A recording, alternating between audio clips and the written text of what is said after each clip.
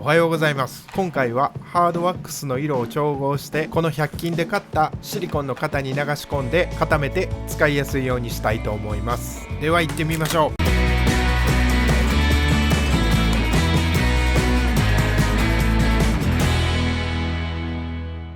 まずこのフローリングに対して使いやすい色を作っていこうと思います。このフローリングだと木目が結構はっきりしてるので、木目寄りの色を作るよりはこの薄いベースの色の少し濃いめを作る方が使いやすいと思います。なぜ少し濃いめの色を作るかというと、ベースの色の部分にも木目の部分にも両方ある程度合うようにです。F615 を見てみます。ちょっと濃いですが結構色の方向性がちょうどよくていい感じです。色の方向性とは赤み、黄色み、青みのバランスです。次に F415 を見ていきましょう。ちょっと赤が強すぎますね。 F614 を見ていきましょう。これもちょっと赤が強い気しますね。 F067 ちょっと青が少ない感じしますね。あかん、これ全然ちゃう。明るすぎやん。微妙にええとこ持ってきてるけどちょっと濃い。悩んでるやん。イライラ。これはバッチリ。色の方向性も白みもちょうどいいですね。 F の64、これは調合するベースの色にちょうどいいですね。この3色を使って調合していきます。64をベースに615と618はサポート的に使います。まずステンレスの皿を思いっきり熱します。すぐさま64を溶かします。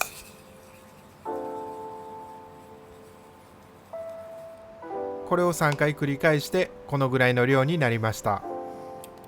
次に615で渋みと黒さを足していきます。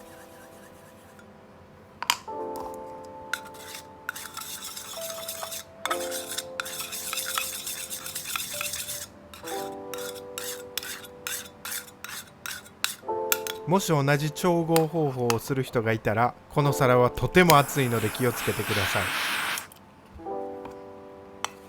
615でちょうどいい色になるまで早送りします。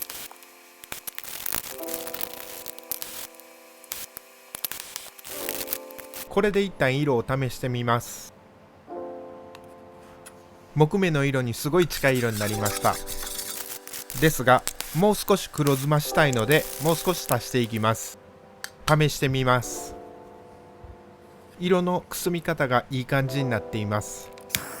次に白さを調整するので618を足していきます。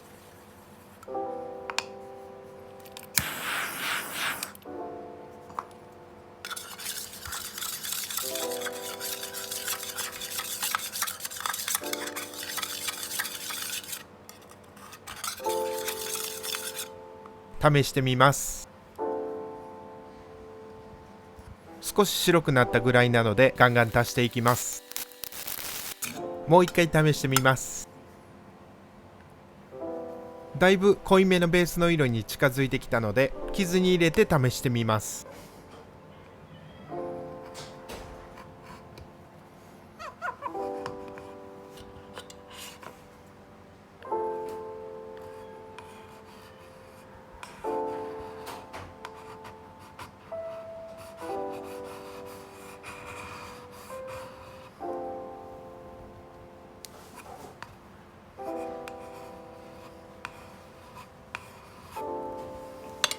周りをきれいに拭きます。ちょっと濃いですね。微調整していきます。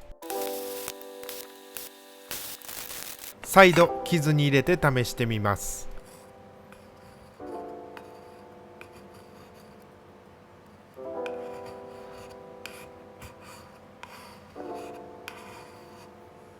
濃いところにも薄いところにも使えそうな色ができました。これを100均のセリアで買ってきたシリコンの型に流し込んでいこうと思います。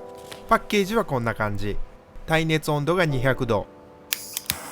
思いっきり熱して全て溶かします。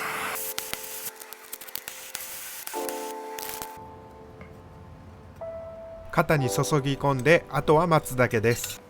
ギトギトになったステンレスの皿をきれいにするのは意外と簡単で、ガーッと熱して全て溶かして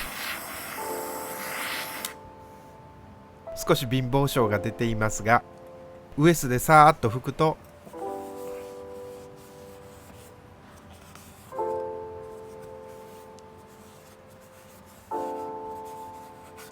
一発でめっちゃ綺麗です。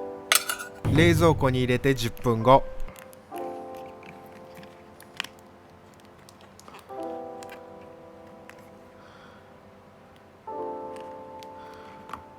裏面めっちゃ綺麗です。表面は薄い壁だらけなのでボキボキっと折って熱して溶かしてひっつけます。完成。使いやすい形になりました。ハードワックスの色を調合しておくと仕事が早く楽に終わるのでおすすめです。ご視聴ありがとうございます。ぜひチャンネル登録とグッド評価よろしくお願いします。